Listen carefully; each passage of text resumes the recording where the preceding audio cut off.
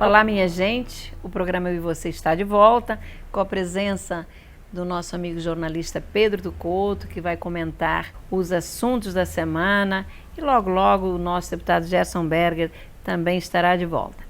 Mas os assuntos são muitos. Vejamos, por exemplo, o programa vai abordar a questão do pedido de impeachment contra Michel Temer, e nós fomos às ruas ouvir o que o povo pensa sobre esta questão, como fomos ouvir também sobre a questão da greve dos professores e a tomada de algumas escolas pelos próprios alunos da rede estadual. Bom, minha gente, mas também, como não poderia deixar de ser, mais uma vez voltaremos ao famoso assunto Lava Jato, e essa semana houve novas delações. Nós também traremos uma discussãozinha aí, um debate com o Pedro sobre esta questão que eu acho que está na cabeça de todo mundo. Ninguém aguenta mais ouvir falar de tanta corrupção, de tanto roubo público. E claro, existe algum assunto mais importante que seja mais discutido e debatido no momento do que o impeachment da presidente Dilma? Claro que não. Claro que também será assunto do nosso programa de hoje. Bom, minha gente, mas antes de entrar nos assuntos anunciados, eu não poderia deixar de registrar aqui no programa uma questão que vem trazendo enormes transtornos aos trabalhadores, à população do Rio de Janeiro, que é essa mudança chamada de racionalização das linhas de ônibus. O senhor prefeito, sem consultar a população, sem discutir com a população, resolveu acabar com linhas, criar linhas novas, baldeações. E olhem, não tem sido poucas as vezes que eu recebo denúncias no meu gabinete de que as pessoas ficam nos pontos de ônibus esperando um determinado ônibus que simplesmente não existe mais.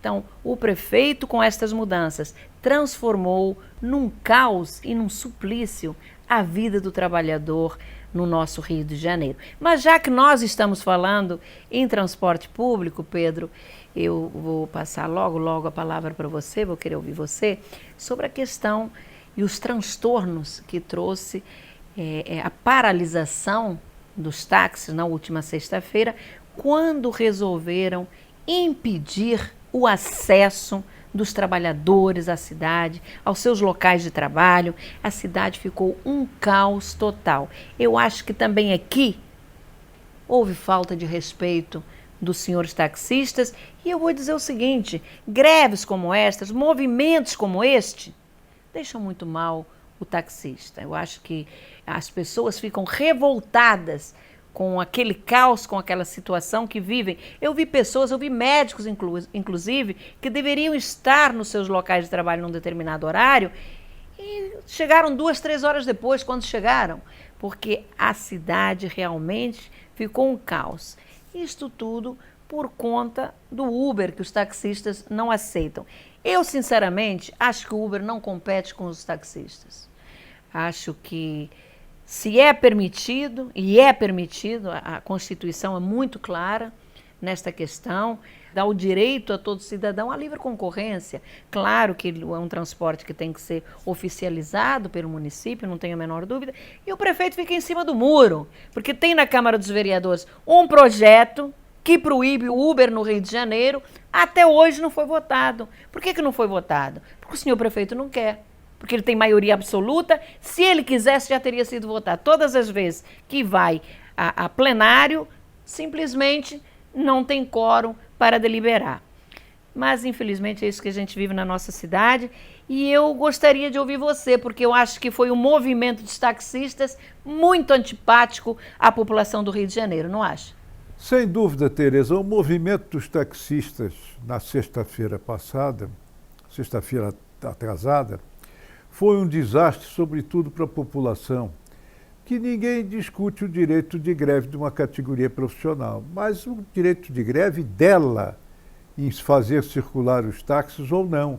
Mas não, o que aconteceu foi o seguinte: os taxistas obstruíram as vias de acesso normais da cidade e até mesmo prejudicaram. Você citou o exemplo de médicos que chegaram atrasados, pode ter custado vidas humanas. Ambulâncias não puderam circular, pessoas perderam o horário de voos dos aeroportos. Foi uma verdadeira calamidade E eles extrapolaram, repito, no direito de paralisar o seu trabalho. Paralisaram o trabalho deles, mas não paralisaram o trabalho dos outros, o trabalho da cidade.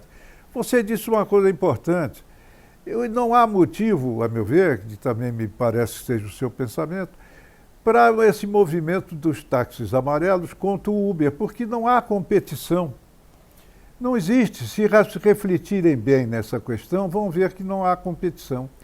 Para chamar o Uber, alguém recorrer ao Uber, vai ter que esperar 10, 12 minutos chegar o carro.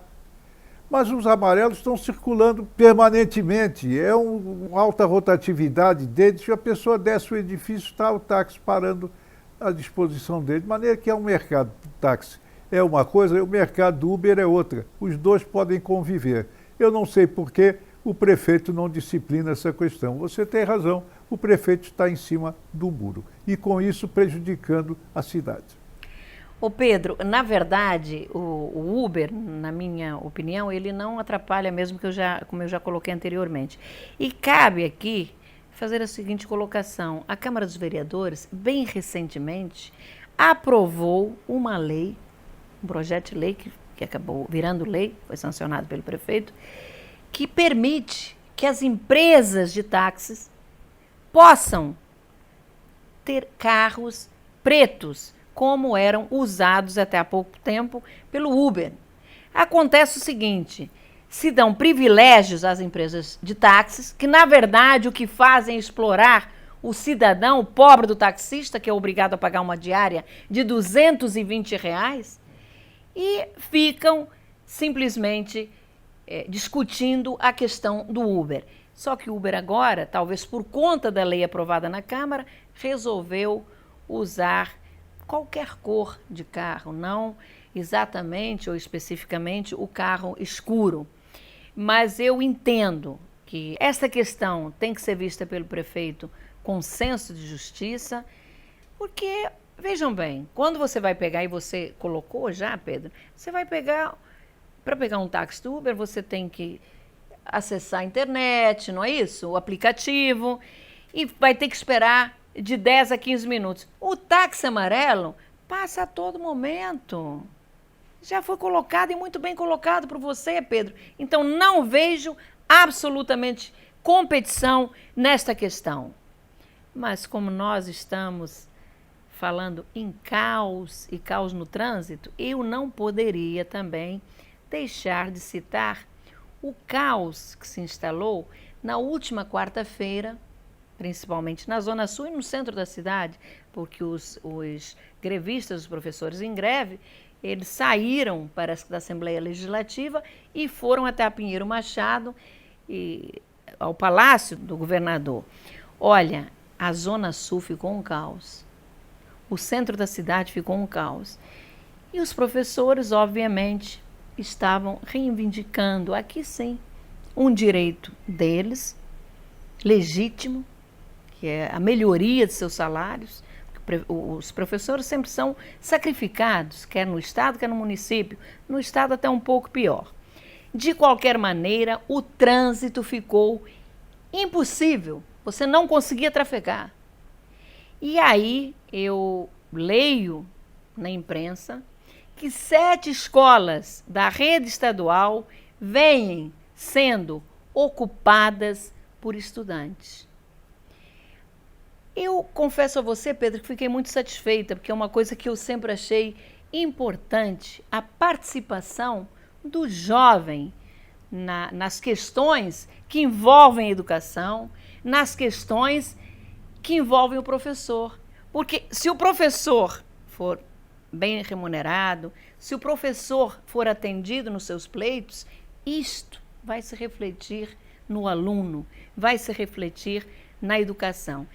A Secretaria de Educação, nesta questão, apelou para os pais, dizendo que eles conversem com seus filhos, mostrando que eles são os maiores prejudicados ao ficarem sem aulas.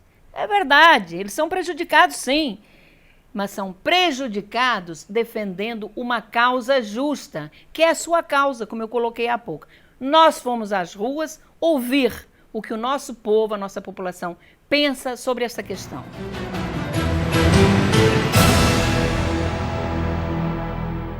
Acredito que seja importante que todos participem. Se a educação é base, envolve todo mundo, então todo mundo tem que participar, para ver se muda alguma coisa, né? Faz parte de alguns absurdos, né? Um vereador ganha uma fortuna, enquanto um professor ganha um salário irrisório. Isso aí explica tudo, pô. Eu acho que tem que lutar realmente pelos seus ideais, pelos seus interesses, e eu acho justo, correto. Independente dos professores, eu acho que o povo brasileiro deveria se unir mesmo quando tem uma causa dessa, ainda mais porque a educação, assim, no Brasil, no Rio de Janeiro, é bem precária. Então, acho que nada mais justo que a gente apoiar mesmo os professores, né, os pais, tomarem a frente e apoiar mesmo. Os pais que têm filho na escola têm que estar do lado dos professores mesmo, têm que lutar. Porque no nosso país o que prevalece é a educação, é uma coisa que não está tendo. Infelizmente, com toda essa bagunça que está acontecendo, aonde está indo o dinheiro dos professores, aonde está indo o dinheiro de toda a população que trabalha, ninguém consegue comer, ninguém consegue estudar, ninguém consegue fazer nada. Bom, está aí a voz do povo, que tem um pensamento exatamente igual ao meu, e eu acredito que também igual ao do Pedro, que logo, logo vai comentar o assunto.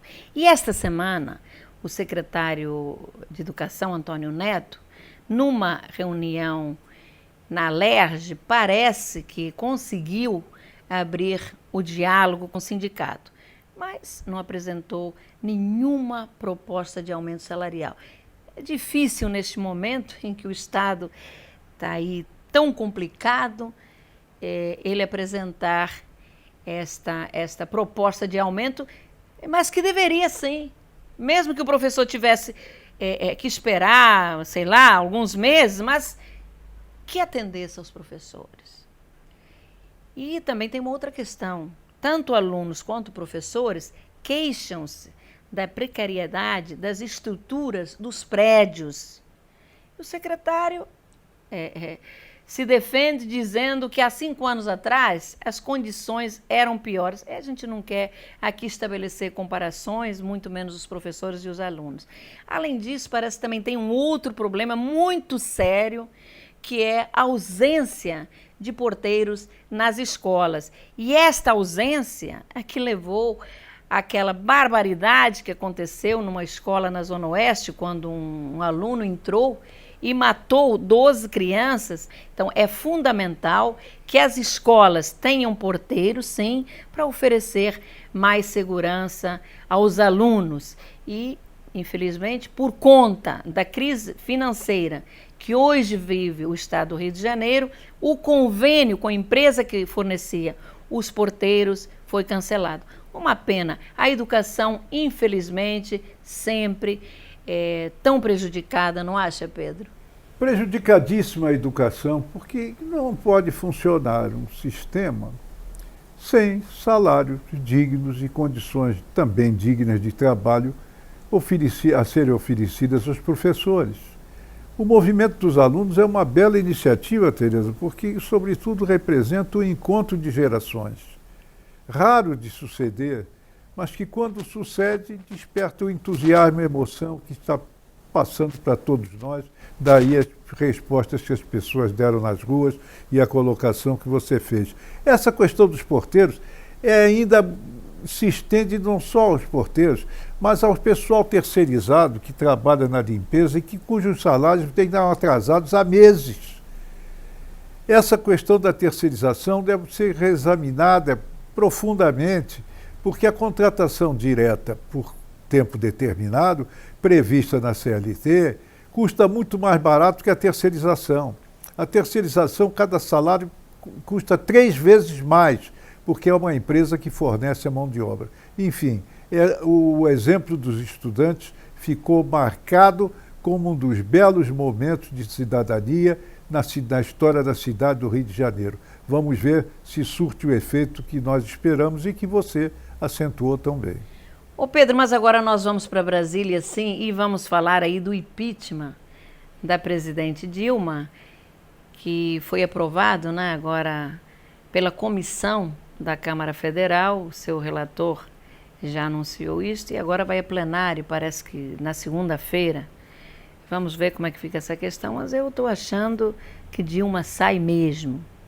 E o ex-ministro da Justiça, José Eduardo Cardoso, agora advogado-geral da União, que é também o defensor da presidente Dilma, na comissão de impeachment, ele simplesmente pediu a nulidade do processo, mas também não poderia ser diferente. Ele tem que defender a presidente Dilma, primeiro, porque é PT, segundo, porque ele está ali nomeado pela presidente Dilma.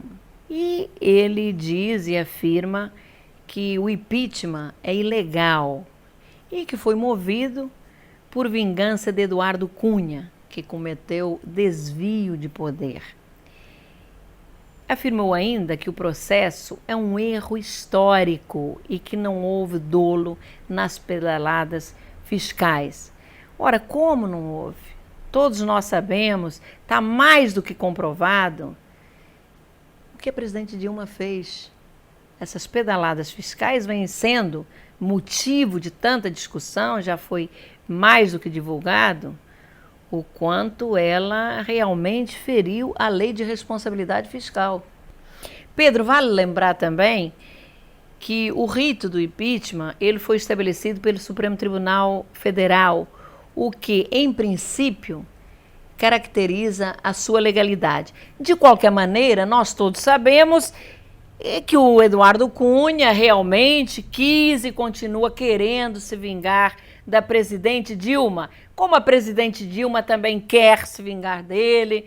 A gente sabe de todas essas disputas políticas.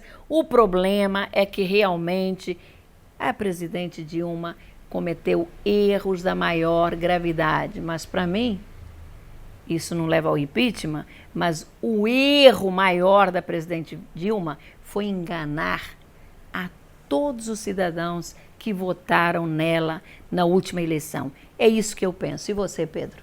Não há dúvida alguma. A defesa do ministro José Eduardo Cardoso foi fraquíssima e até contraria os fatos. Porque, vejam os telespectadores, no momento em que a presidente se empenha em articular o apoio necessário do número de deputados para impedir o impeachment, à base de troca de cargos, ela está admitindo que errou. Ela está tentando escapar do erro por um caminho político. A defesa do ministro Eduardo Cardoso não observou este aspecto da questão antiético.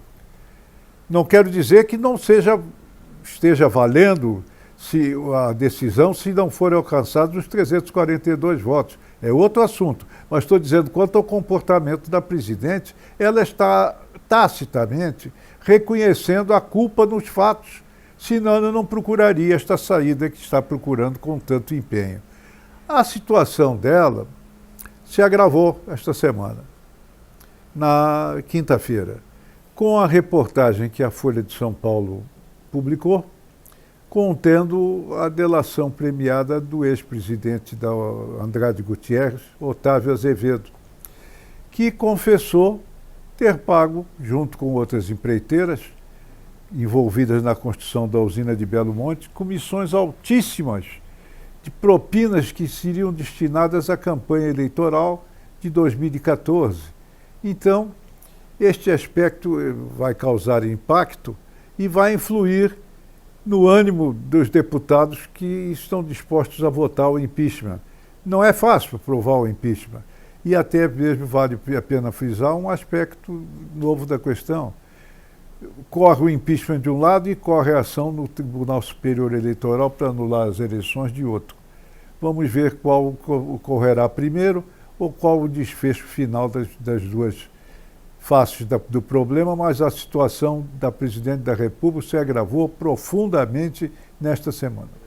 Ô Pedro, é realmente uma vergonha e eu não tenho dúvidas que a situação da presidente Dilma se agravou sim. Agora o que me chama a atenção é que são tantos milhões, essas propinas, eles falam em 150 milhões como nós falamos em R$150. É uma loucura.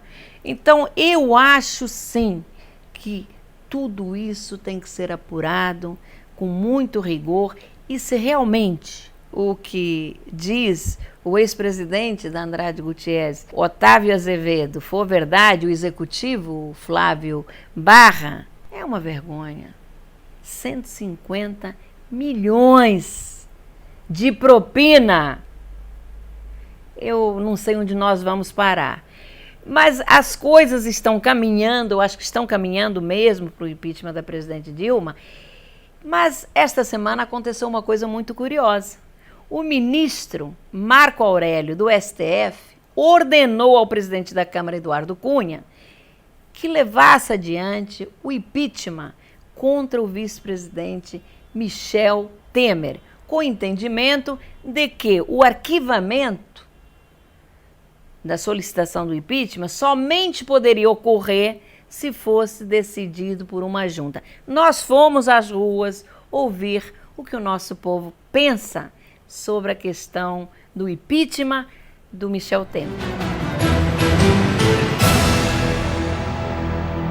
Eu estou super decepcionada com o nosso Supremo. A nossa corte, ela está partidária, ela não está isenta, está compactuando com esse desgoverno que nós estamos. E é triste saber que nós não podemos contar com a maior autoridade judicial do país. É muito triste. E o Marco Aurélio, realmente, para mim, foi surreal, patético, esse pedido de impeachment que ele fez. Essa é fiada, né, não? Eu acho que ali está ruim tanto, todo mundo está devendo a todo mundo, que nada acontece. Porque todo mundo depende de um, todo mundo roubou um bocadinho, todo mundo está sujo entre eles todos. Creio eu que nada vai acontecer. Eu não acredito que vai haver impeachment de ninguém. Eu não acredito. Talvez futuro, com tanta pressão que o povo esteja fazendo, talvez seja alguma decisão eles vão tomar. Se o cara é vice-presidente, a presidenta fez alguma lambança, na ausência da presidenta, ele também fez alguma lambança, assinou alguns decretos lá, foi corporativista com os outros aliados a ele também foi presidente da República na ausência dela, e ele teve ciência de tudo que aconteceu também, e tem que ser impeachment dos dois. Eu acho que a gente tem que realmente aproveitar esse momento político para tentar a melhoria em todos os setores, e já existem vários indícios, várias questões sendo apontadas em relação ao PMDB. Então, já que vamos fazer a limpeza, vamos limpar a casa de uma vez para ver se a gente tem chance de realmente reerguer esse país. Pedro, você viu aí a opinião das pessoas nas ruas? Ela vem exatamente de encontro à minha também, não sei se é a sua, possivelmente sim, mas veja que fala-se em armação, fala-se em confundir, e eu acho que foi exatamente isso que o ministro Marco Aurélio quis, foi confundir, talvez até, quem sabe, desviar o foco. Mas cabe também dizer que a decisão foi tomada em caráter liminar e pode ser modificada pelo plenário do STF. Já tem, ao que parece, a rejeição de alguns ministros, inclusive do ministro Gilmar Mendes, que declarou que em julgamentos anteriores o STF já havia decidido que somente o presidente da Câmara tem o poder para decidir se abre ou não processo de impeachment. Cunha logo anunciou e recorreu ao plenário do STF por considerar a decisão de Marco Aurélio totalmente absurda. Agora é tudo tão absurdo, imagina ficar nas mãos de Eduardo Cunha uma decisão tão importante e de um dos seus maiores aliados, que é o Temer. O Temer é aliado do Cunha.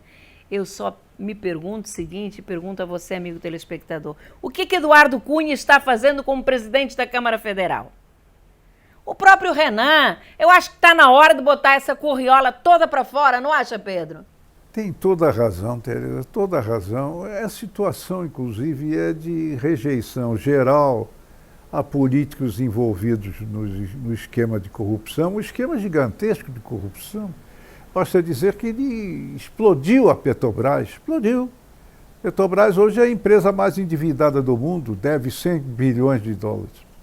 Mas a respeito do Eduardo Cunha, vale acentuar o seguinte, ele apoia o impeachment, mas ele esquece não, o povo não esquece, ele sim, que ele é réu no Supremo Tribunal Federal, aceitou as denúncias do Procurador-Geral da República, Rodrigo Janot, contra ele Cunha, por 10 votos a 0.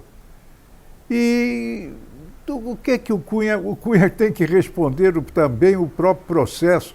Imagine se impedirem a presidente Dilma Rousseff e impedissem o Temer, ou o Tribunal Superior Eleitoral anulasse as eleições e estabelecia um vazio de poder, e o Cunha, pela Constituição, assumiria a presidência da República por 90 dias, e tendo que convocar eleições diretas dentro desse prazo. Cunha na presidência da República, Cunha ao mesmo tempo réu na Corte Suprema do país por 10 votos a 0. É realmente um quadro extremamente confuso, estarrecedor, e que a população reage como ela se sente atingida pela desordem reinante no país. Pedro, novas eleições, sim, eu acho que até seria uma ótima opção. De qualquer maneira, imaginar Eduardo Cunha, mesmo que por 90 dias presidente da República, olha, é um verdadeiro filme de terror, isso eu não tenho dúvida. Bom, minha gente, Pedro, muito obrigada mais uma vez pela sua participação no programa. Minha gente querida, o nosso carinho, o nosso agradecimento muito especial a você pela audiência. Nos encontramos no próximo sábado, às 11h30 aqui na CNT. Até lá!